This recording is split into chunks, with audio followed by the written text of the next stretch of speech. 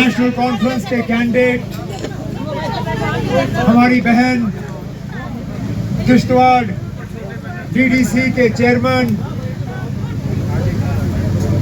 पूजा ठाकुर साहिबा, हमारे यहाँ पड़ोसी किश्तवाड़ असेंबली हल्के के नेशनल कॉन्फ्रेंस के कैंडिडेट, मेरे जोन के सदर, साबका मिनिस्टर और आप सबके साथी जनाब सजाद किचलू साहब, कांग्रेस के हमारे ब्लॉक प्रेसिडेंट रंगेल सिंह जी, हमारे सीनियर साथी जनाब जानकीनाथ जी, यहाँ पे मूलराज जी, बाकी तमाम नेशनल कॉन्फ्रेंस और कांग्रेस के अहदेदार हजरात, यहाँ पे आए हुए भाइयों बहनों बुजुर्गों नौजवान साथियों, आप सबको मेरे तरफ से आदाब, नमस्कार, अस्सलाम वालेकुम। ऐसा लगता है कि यहाँ आए हुए मुझे सिर्फ हफ्ता हुआ है। लोकसभा के इलेक्शन थे, ठीक इसी जगह हमने प्रोग्राम किया। फर्क सिर्फ दो है, एक तो उस वक्त हमारा मुंह दूसरी तरफ था और निशान हमारा इलेक्शन में अलग था। उस वक्त मैं कांग्रेस के हाथ के निशान के लिए वोट मांग रहा था, आज कांग्रेस के हाथ के निशान वाले नेशनल कॉन्फ्रेंस के हल के लिए वोट मांग रहे हैं।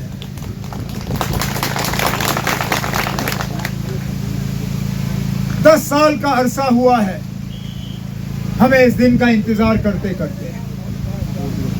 इससे पहले 2014 में असेंबली इलेक्शन हुए। असेंबली इलेक्शनों के नतीजे क्या निकले कि एक नई हुकूमत बनी, वो हुकूमत जिसका शायद किसी को अंदाजा नहीं था। बीजेपी वाले उन लोगों के साथ हाथ मिला गए जिनकी उन्होंने पुरजोर मुखालफत की थी इलेक्शन के दौरान। बीजेपी पीडीपी, जम्मू में बीजेपी ने पीडीपी की मुखालफत की, कश्मीर में पीडीपी ने बीजेपी की मुखालफत की। लेकिन ये ताकत एक अजीब चीज है, ताकत के नशे में लोग कुछ भी कर जाते हैं।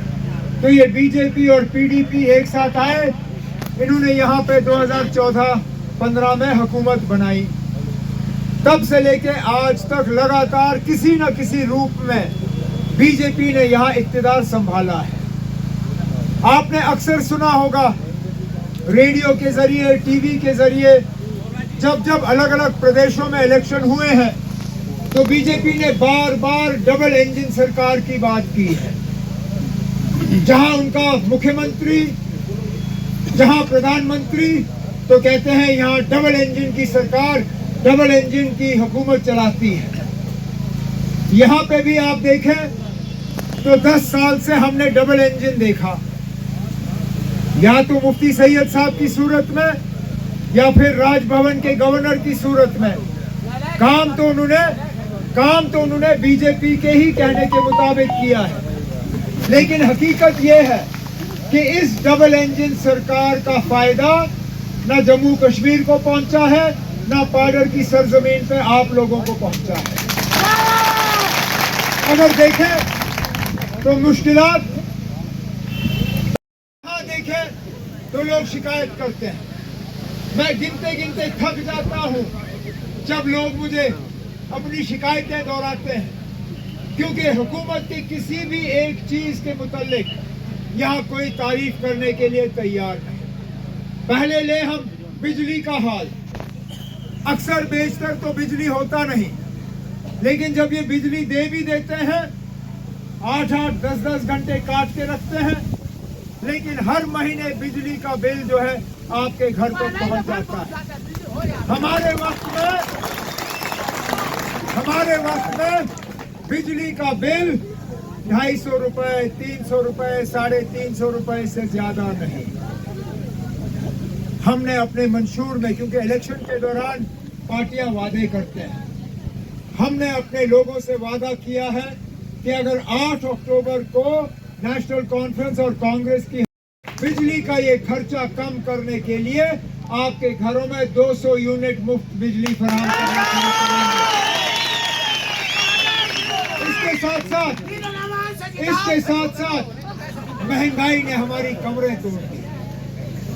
मुझे वो दिन याद है जब हमारे मुल्क के प्रधानमंत्री ने गैस के चूल्हे बांटे, कहा ये स्कीम के तहत गैस का चूल्हा ले लो, अब आपको घर में लकड़ी नहीं जलानी होगी, अब आपको घर में गोबर नहीं जलाना होगा, आप गैस के चूल्हे को जलाइए और खाना बनाइए।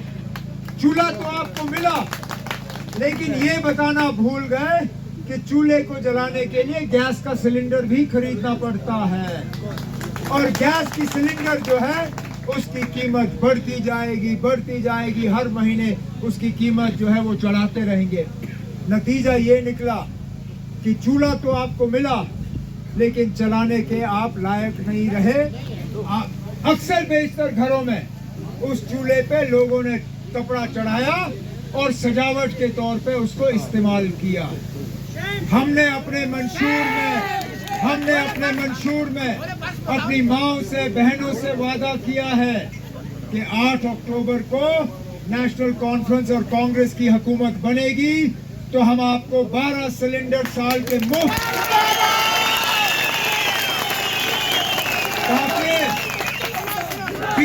बीजेपी का वजीर आजम साहब का ये सजावटी जो चूल्हा है उसको आप जला के वाकई आप उसको इस्तेमाल कर पाएंगे। लेकिन उस चूल्हे का क्या फायदा जहां राशन ना हो, क्योंकि पकाने के लिए भी तो कुछ होना चाहिए।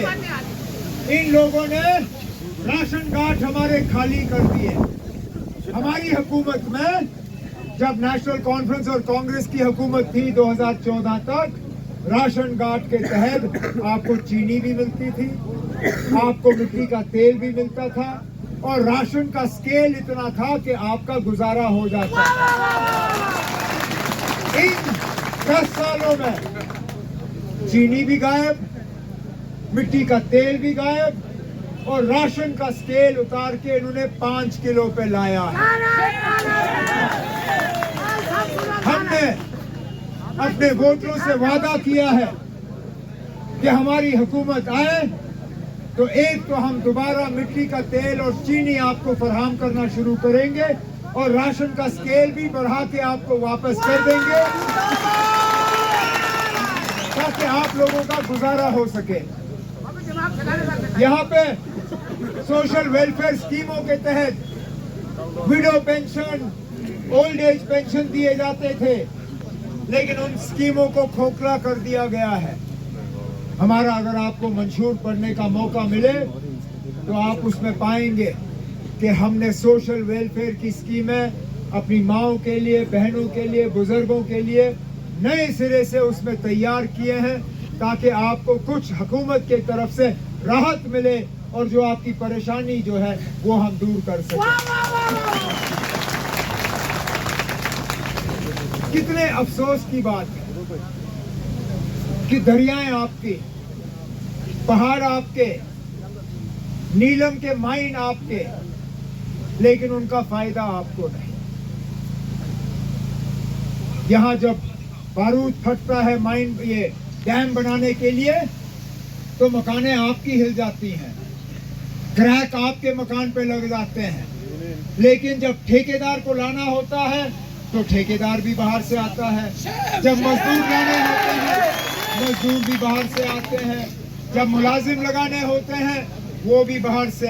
हमारे पढ़े लिखे नौजवान, चाहे कम पढ़े लिखे हों, ज़्यादा पढ़े लिखे हों, बेरोजगार बैठे रहते हैं। हमने अपने मंशूर में ये वादा किया है कि चाहे वो बिजली का प्रोजेक्ट हो, चाहे सड़क का प्रोजेक्ट हो, चाहे हमारे नीलम के माइन हो, पाउडर के, यहाँ पे जब प्रोजेक्ट बनेगा तो सबसे पहले नौकरी का हक हमारे बच्चों को होगा, फिर बाहर वाले। और इसमें हक बराबर का होगा।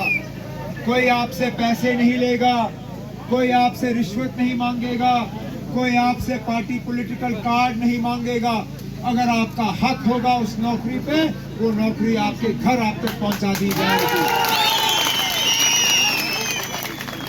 लेकिन बच्चों के तालीम का भी हमें बंदोबस्त करना है, क्योंकि ये बच्चे हमारे मुस्तकबिल हैं।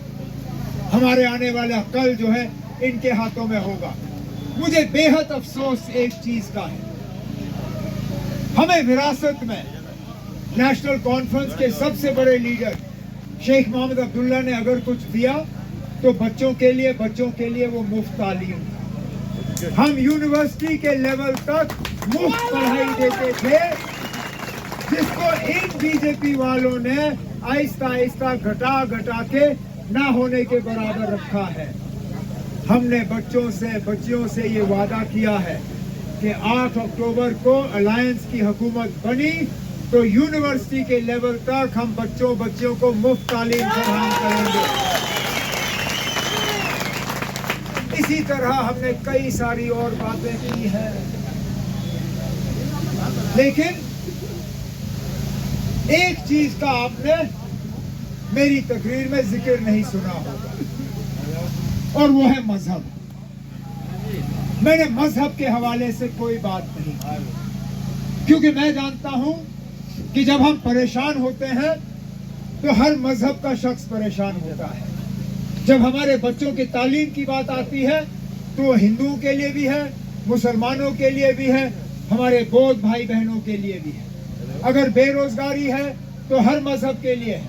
अगर यहाँ बिजली की प्रॉब्लम है तो सबके लिए है।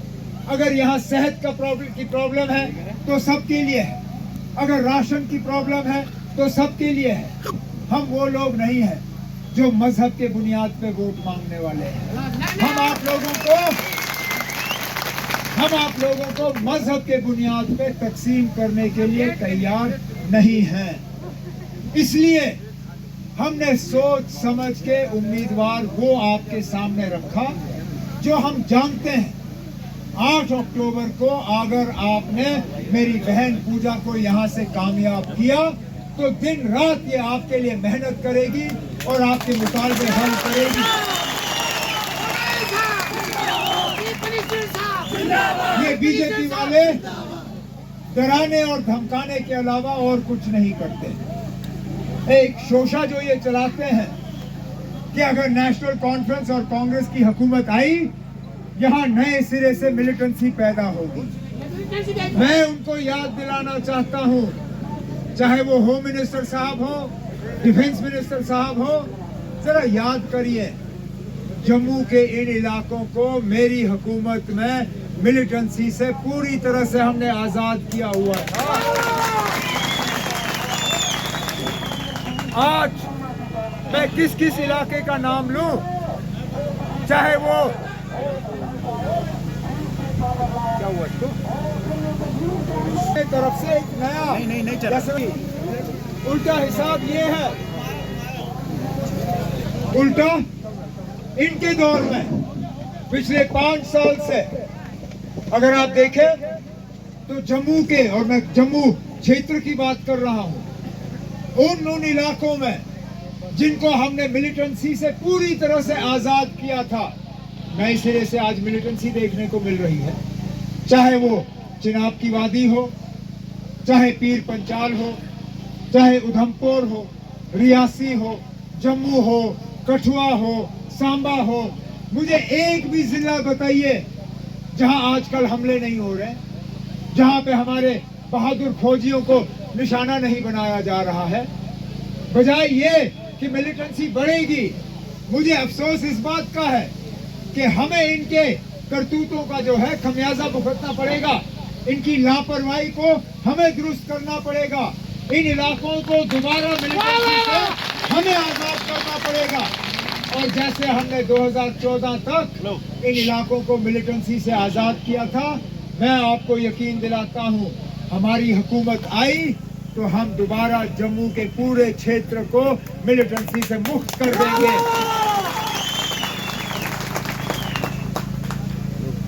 आप लोगों ने एक दिन मेहनत करनी है। 18 सितंबर को यहां वोट डालने का दिन है। मैं आपको ये भी कहूं, इससे पहले सजाद किचलू साहब ने आपकी नुमाइंदगी की है, आपके लिए काम किया है। इनके वालिद साहब हमारे इतने सीनियर लीडर मरहूम बशीर अहमद किचलू साहब, मैं आपको ये बताऊं, आप इस इलेक्शन में चुनेंगे तो एक एमएलए, लेकिन आपको मिलेंगे 2, क्योंकि सजाद भी आपकी खिदमत करेगा। और पूजा ने तो अपनी काबिलियत का सबूत डीडीसी चेयरमैन के तौर पे दिखा ही दिया। जो काम इन्होंने एज डीडीसी चेयरमैन शुरू किए हैं वो एज एमएलए, और अगर भगवान ने चाहा तो और भी इनके हाथ मजबूत होंगे दूसरे तरीकों से ये और आपकी खिदमत करेंगी। हुकूमत 8 अक्टूबर के बाद नेशनल कॉन्फ्रेंस और कांग्रेस की ही होगी। तय करना है आपको हुकूमत में एमएलए चाहिए या ऑपोजिशन में एमएलए चाहिए। हुकूमत में। अगर आपको हुकूमत में एमएलए चाहिए तो उसके लिए आपको अलायंस के उम्मीदवार हमारी बहन पूजा ठाकुर साहिबा को यहां से कामयाब करके भेजना है, ताकि हम आपके साथ किए हुए वादे उनको पहले दिन से हम पूरा करना शुरू करेंगे। इस उम्मीद के साथ अब लगातार 2 बार मैं आपसे मांगने के लिए यहाँ आया हूँ। मैं चाहता हूँ कि जब अगली बार आऊंगा तो लेने के बजाय यहाँ देने के लिए आऊंगा।